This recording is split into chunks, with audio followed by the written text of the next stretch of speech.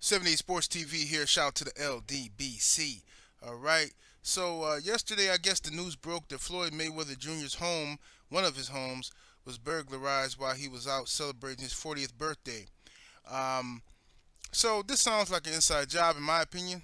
Uh, for people to know that he wouldn't be there, he wouldn't have anybody there. They knew he was going to be at a different location with all his friends at this birthday party, and they came in. They, according to the reports, they broke open the door, and this is a gated community, all right, which makes it even more suspicious because they're saying that the gated community is connected to a golf course. So that means someone knew where he lived and they knew how to cut through the golf course and get through to his area. And they broke in and stole several purses that were worth 150,000. And they also said that some expensive watch is missing. Now this sounds like some shit that one of them hoes that he got around him. One of them hoes did this. Now I hate to say I was right, but it is what it is. I said this for years. I've been saying this, that Floyd gonna keep getting played and getting set up and robbed by these fake people he got around him, especially them whores. Um, this is just you can't trust people like that. Okay, when your relationship with people is based off of your money and not by some type of connection of friendship, um, past memories and things like that. When it's all about money, and then you can't really trust the people. Okay, they're never gonna be satisfied. Okay, you know what I mean. If you got $100 million and you got them on salary making $100,000 a year, hey, some people appreciate that. But when you getting gutter butt rock bottom motherfuckers and bringing them around you just because they pretty and shit, you know what I'm saying, and you dial them up, you know what I'm saying. Look, you could take any little chick out the hood, you know what I'm saying, who in decent shape, you know what I'm saying. You give me any 5 or 6 that's in the hood, okay, and you invest, you know what I'm saying, rich man money into dialing her up, and she gonna look like a dime piece. And that's all what's happening here with these little ratchet chicks. Floyd think these hoes are so fine and shit, but these are the same chicks we see at the gas station. Same chicks when you going to the track, to the high school track to go jog and shit. Them chicks that be sitting in the bleachers and shit with their little fucked up ponytails and shit. Yeah, that's them. They just don't have the money that these chicks got to get dialed up. Okay, so anyway, Floyd Mayweather is notorious for tricking, you know what I'm saying, and being a simp, you know what I mean? And that's what he wants to do with his money. That's cool. That's his business, you know what I'm saying? But the thing is, he's going to have to understand that this is going to be a continuing thing. You know what I'm saying? This is going to be a recurring thing that happens all the time as long as he had these thirsty people around him. You can't trust those people. You know what I'm saying? Um, even the guys that he got around him, you don't know what relationship, you know what I'm saying, you really got with these guys. If your relationship is you being the boss and you telling them what to do and you paying them, you know what I'm saying, you can't really trust them. All it takes is one person to be mad at you one day and start running their mouth around the wrong people, and the people they run their mouth around will, know everything they need to know to come set you up, come get you. Now this is starting to get dangerous because right now they're robbing your homes, okay? But what's going to happen when one of these people, know that your bodyguards are not carrying firearms one day, you know what I mean, and they decide to go for the gusto and get that $1 million bag you carry around with, you know what I mean? What happens then? You see, and then that's what could happen, and for Floyd Mayweather to be a retired fighter and still have an entourage the way he does, I think it's pointless. I think it's a waste of money, and you can't trust those people. You know what I mean? I think Floyd needs to cut his entourage back. I thought he was going to do that. He said he was going to do that, but it doesn't look like he's cut it back too much because there's just a lot of thirsty people that's still around him. You know what I mean? And it is what it is. It's this man's life, and how he wants to live his life is his business. But I saw this coming a long time ago. I made videos years ago talking about how Floyd was going to get robbed and continue to get robbed by these individuals because he's a mark. You know what I'm saying? And that's what it is. These people, these hoes set you up. They look at you as a mark while you think you're a player, and you think, oh man, yeah, I'm whining and dining her. Yeah, yeah. No, in her mind, you're a mark. You know what I mean? You a simp, you a trick in her mind, and she gonna smile and grin and be nice, maybe give you some real good head, and you thinking like, yeah, I got this bitch right where I want her. But in the reality, no, she's doing her job. She's taking you on this nice hustle. You know what I'm saying? Making you feel comfortable, getting your guards down, and when she learn your business, it's over. She gonna get what she want to get out of that situation, and keep it moving. You know what I'm saying? So one of these people he got around him definitely set him up, in my opinion. One of these people he got around him, if they didn't do it their self, I doubt they did it themselves, but they probably told someone else how to do it, and that's probably what happened. You know what I mean? Hey, you know what I'm saying? Back in the day, I had my house robbed. You know what I'm saying? It was one of the worst experiences, you know what I'm saying, you could ever go through. You know what I mean? And it was an inside job. You see what I'm saying? Individual. I was cool with this one cat. You know what I'm saying? Me and him was cool. This is back when we used to rap and shit like that. And um, the dude used to walk past my house and hear, the beat machine going off and shit. So I guess he put two and two together and said, hey man, dude must make beats or he must rap or something. So one day I was outside and he was across the street and we was chopping it up and whatever. We got talking about, rap and this and that and, underground shit and whatever. And, he spit a few bars and all that stuff. So, um, you know, uh, he started, I got comfortable with the dude basically, and I was finna go in the house. I didn't want to just leave him outside like, hey man, I'll holler at you later. I invite the dude into the house, you know what I'm saying, into my crib. Mind you, this was years ago. I was like maybe 20, I want to say 21. Yeah, yeah. Matter of fact, I was. Yeah, I was 21 years old at this time.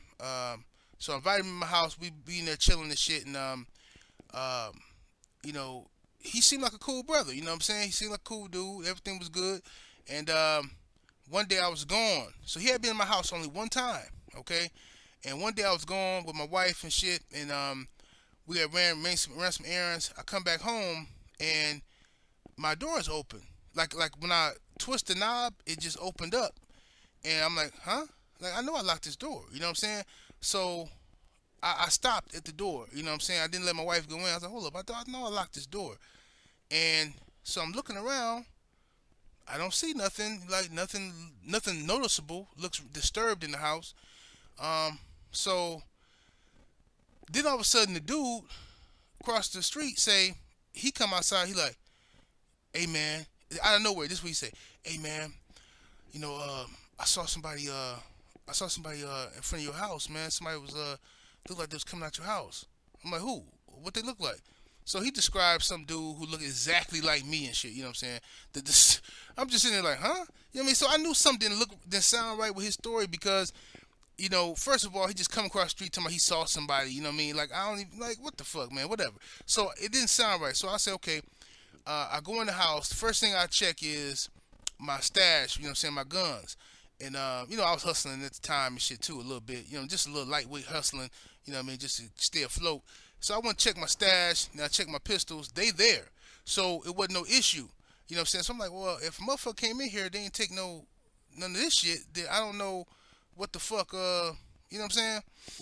I don't know what the fuck. But so then, as I'm steady talking to dude, I go back outside. I'm talking to this dude, and he like, yeah, man, I saw a dude, man. He had a bag with him when he left. He had a bag. I'm like, a bag? What the fuck you talking about? Ain't shit. You know what I'm saying? So as I sit down, I said I ain't tripping on it, right? I go in and I sit on the couch, start watching TV, and I notice my DVD shelf, right, completely empty. Whole DVD shelf, completely empty. Now, mind you, I had just bought. I like to buy shit in bulk. Okay, all right. When I got extra money, I just buy all the shit I want in bulk. Get it out the way. You know what I'm saying? And I had just bought, like probably about 2 weeks ago, 2 weeks prior to that, I had just bought at least, I want to say maybe $700 worth of DVDs. Okay? I don't even know how many DVDs it was, but I know I spent about $700 on DVDs. And, I was ordering shit off Amazon and, you know what I'm saying, all these old movies I used to watch when I was a kid that just got converted to DVD. I'm ordering them shits and I'm going to Best Buy, buying DVDs and shit, like complete sets and shit, you know what I mean? And just to fill up my DVD cabinet and shit, right? So, all them shits is gone. Some of them ain't even been opened, you know what I'm saying? So, I go back outside, alright? And, This motherfucker, same dude. I'm like, yo, I'm calling his name, and he running down the street. You know what I'm saying? Running down the street, hopping on the bus. So at this point in time, I know that he, motherfucker broke in my house and stole my goddamn DVDs. All right, so the whole point of that story is this. You know what I'm saying? The situation got handled, got dealt with because it's so hilarious. You know how things work because he hid out. You know what I mean? He ran to his grandma's house, and I knew she lived there, but I wasn't gonna disrespect the lady house over some DVDs. You know what I'm saying? So I charge it to the game. You know what I'm saying? It is what it is. That's what I get for letting sucking niggas in my house. But then later on, some years later, when I got locked up, guess who comes walking in? Now I had already been in there for about 6 months. Guess who come walking in with holding their blanket and their little toilet paper and shit? Was hilarious. You know what I'm saying? Little toothbrush and shit. Coming in looking all scared. Looking around trying to see if it's somebody he know.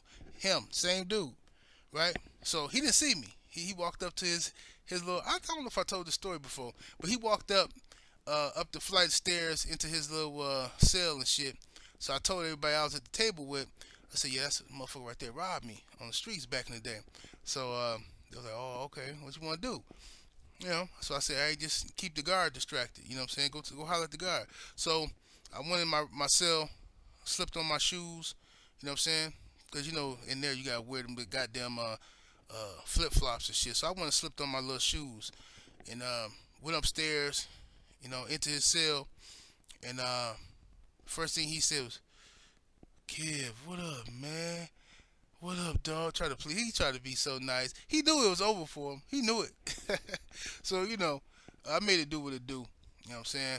And then, I learned my lesson, though. You know what I mean? As I got older and shit like that, I learned my lesson about having people in my house and shit like that. You know what I mean? I don't even like letting motherfuckers know where I live. You know what I'm saying? Addresses and all that shit. Everything I do is strategic. You know what I mean? Because I don't like people knowing about me what I haven't told them. So even with my YouTube shit, all my information on YouTube is not my real information as far as like how I get paid from AdSense and all that shit. None of that shit is my real information. It all goes through somebody else. You know what I'm saying? Who's, you know what I mean? And in my tax paperwork from YouTube and all that shit, all that information that YouTube sends somebody or whatever about me is all manufactured to look a certain way. You know what I'm saying? I got one of the properties that I own as the address to receive my tax return papers and shit like that. I don't want motherfuckers knowing too much of my business because it's easy to track somebody if you want to. Like, I know how to do that. So since I know how to do it, I know how to protect myself. You understand? You know what I mean? You gotta create an illusion for these motherfuckers, man, because these motherfuckers will come and track your ass down and, you know what I'm saying, breaking into your house and all that kind of weirdo shit. So anyway, I ain't mean to get sidetracked on this topic, but bottom line is this: Floyd Mayweather, it's his life. He gonna do what he want to do. I highly doubt that he changes his approach to how he move. I highly doubt that, but he definitely needs to pay attention to these chicks and stuff he got around him and these thirsty dudes. You know what I mean? If I had the money Floyd got, you know what I mean, the only people that I would have around me is my security guards, and they both of those guys would be millionaires. The two security guards who followed me up, them guys would be millionaires because I would have to have their loyalty and their trust, and I would have to make sure that they eat and they can take care of their families. You know what I'm saying? So those guys would make $1 million a year fucking with me. You know what I'm saying? I don't know what they make with Floyd, but if I had the money Floyd got, them two dudes would make $1 million a year. If you put your life on the line, protect me, you gonna definitely have something, you know what I mean, to be able to retire in 5 years or something like that with your family. You know what I mean? And the only other dudes to be around me is my closest friends, people I come up with. You know what I mean? No newcomers, none of that shit. They could be cool, we could be associates and all that, but they're not gonna be around me every day, knowing my movements and my steps, all of that. And all them little stinking ass hoes, they definitely wouldn't be around me. You know what I'm saying? Like, you know what I'm saying? I have one house dedicated for hoes.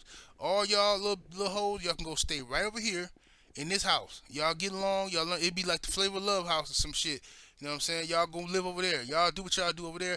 And when I'm ready to fuck one of y'all, I'll come get you. You know what I'm saying? Maybe two of you. You know what I'm saying? But y'all ain't, they ain't coming to my house. None of that shit. That's just my opinion. That's how I would move in that situation. But let me know what you guys think. 78 Sports TV, and I'll holler.